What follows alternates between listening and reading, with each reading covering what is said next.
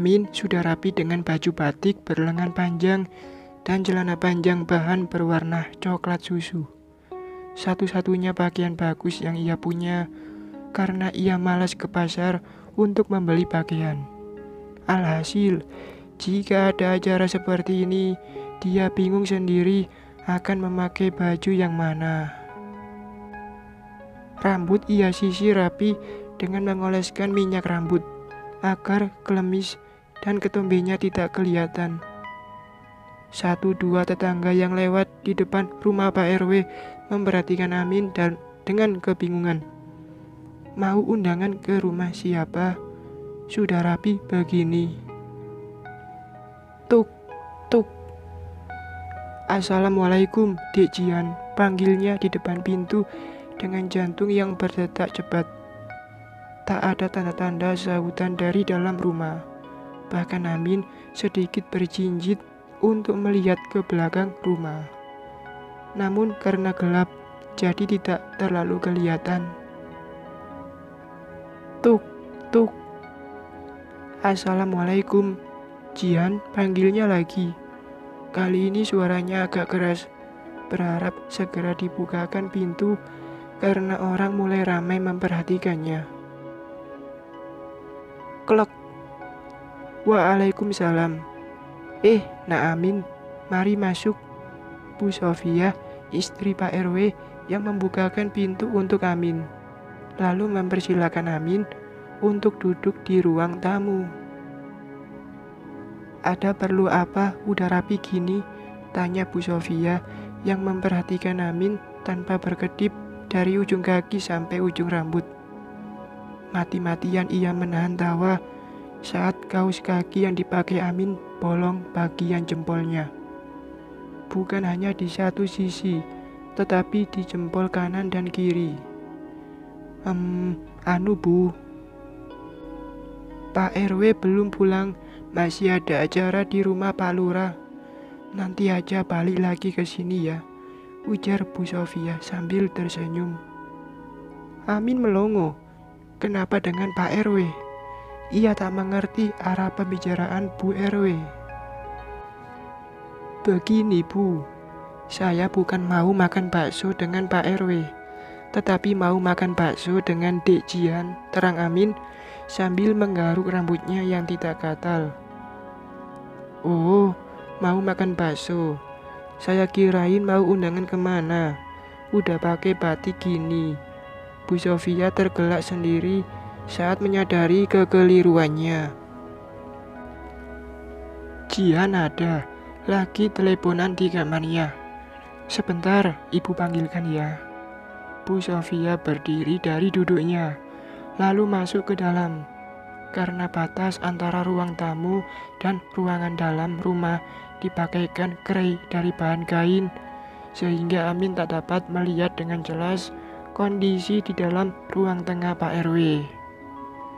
Ia memilih sabar menunggu sambil menahan debaran di dadanya.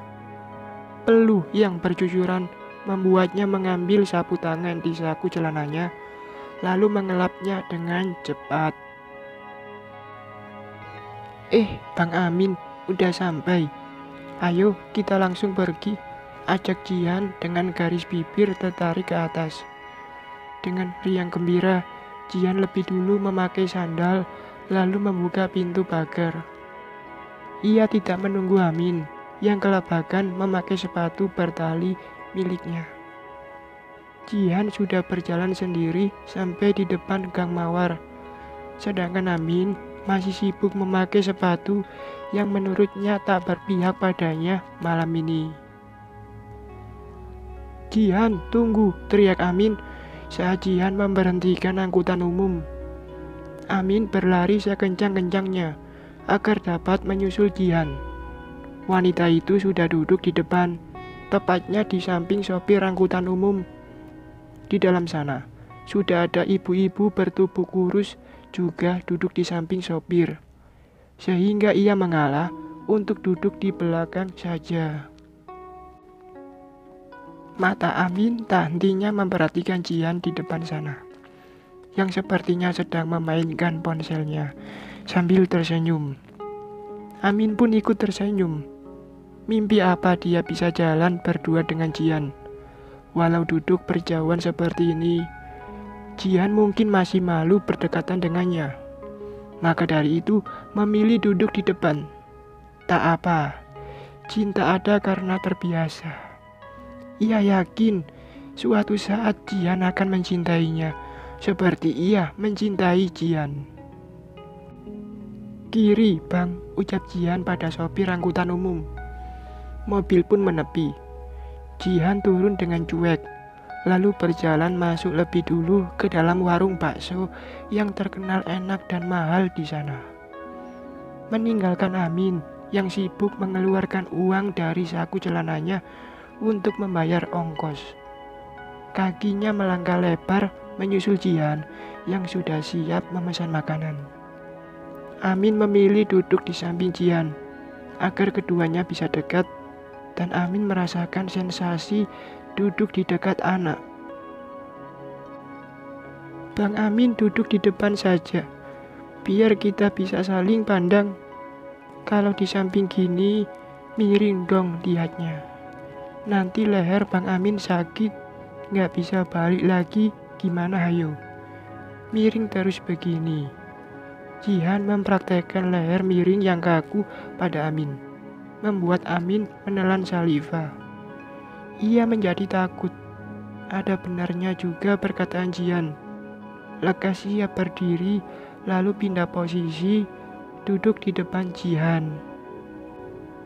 "Mbak, mau pesan?" panggil Jihan dengan suara sedikit ia keraskan pada pelayan yang sedang mencatat pesanan di meja depan mereka.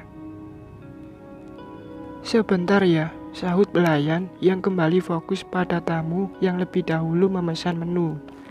Setelah selesai mencatat, ia pun pergi ke meja kasir untuk dibuatkan bil pesanan yang akan ditempel di lorong not menu. Pelayan dapur baru akan membuatkan pesanan setelah setruk kecil menu ada dalam keranjang kecil. Setelah itu, pelayan menuju meja tempat Jian dan Amin berada. "Mau pesan apa, Mbak, Mas?" tanya pelayan sambil bersiap dengan pulpen dan kertas menu. "Bakso rudal mercon spesial 2, yang satu level pedas 6, satu lagi level pedas 2. Minumnya jus alpukat dan satu lagi teh tawar hangat.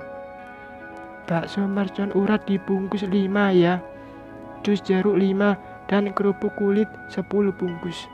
Dimasukkan dalam makanan yang dibungkus," pesan Jian tanpa memperhatikan wajah Amin yang seketika memucat. "Banyak sekali pesanannya, Dek. Emang kuat menghabiskannya?" tanya Amin yang kebingungan. Memikirkan bakso rudal mercon aja udah bikin kepala dan perutnya sakit. Ditambah lagi pesanan bakso dan minuman yang harus dibungkus. "Buat teman-teman saya di rumah, Bang." "Kenapa? Keberatan?" Raut wajah Jian berubah masam. Ia baru saja hendak berdiri akan membatalkan pesanannya, namun ditahan oleh Amin. "Jangan dibatalkan, apa nggak apa-apa kok," ujar Amin dengan memberikan senyuman sangat manis pada Jian. Senyuman yang mampu membuat Jian ingin muntah saat ini juga. "Makasih Bang Aminku, baik banget dah." Jian kembali duduk manis sambil memainkan ponselnya. Tak ia hiraukan Amin yang kini setia memandang wajah Jian yang sangat cantik. "Duh, gak ada pulsa lagi. Papa nelpon jadi gak bisa," gerutu Jian sambil menggaruk rambutnya yang tidak gatal. "Kenapa?" Pulsa Jian habis. "Iya Bang." "Jika, mana papa telepon lagi?" Jian berpura-pura merengut, membuat Amin pun iba.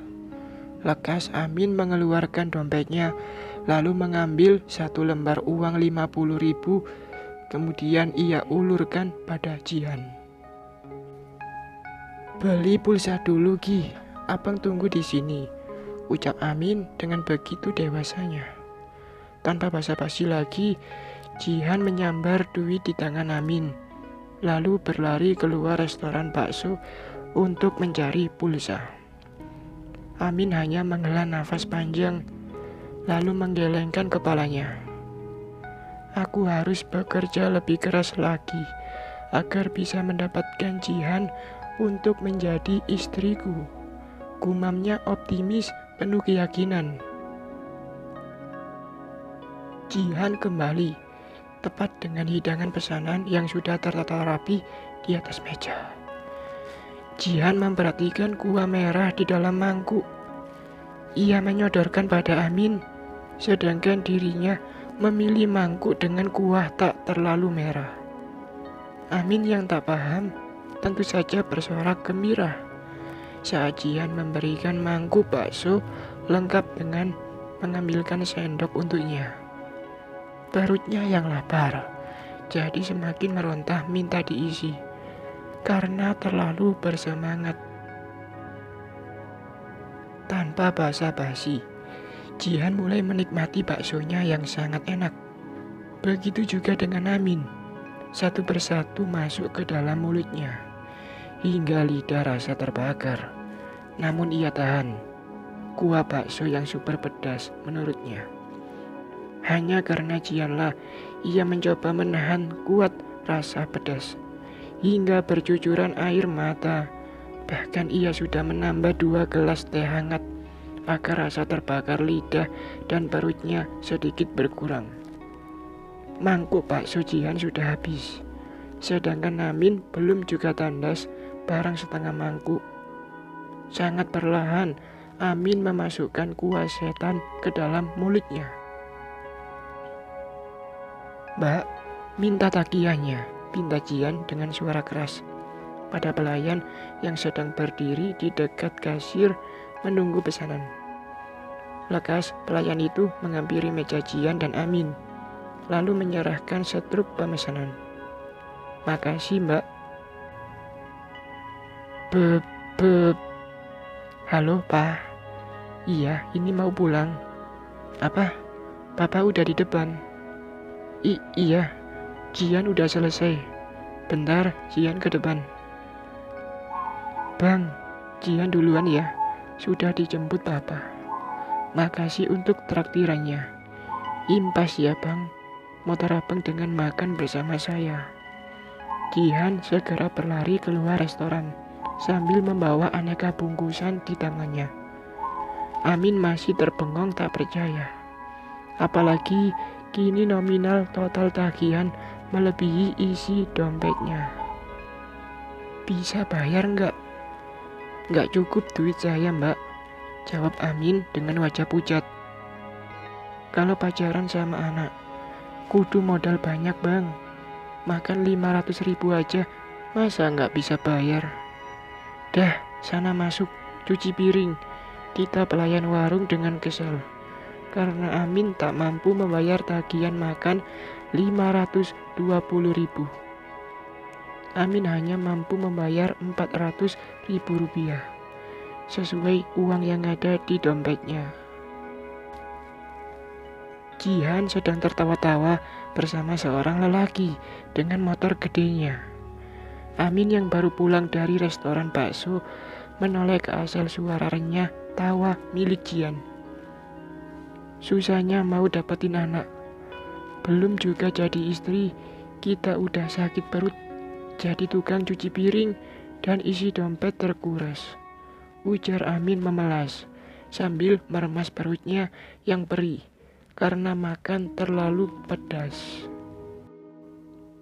Bersambung.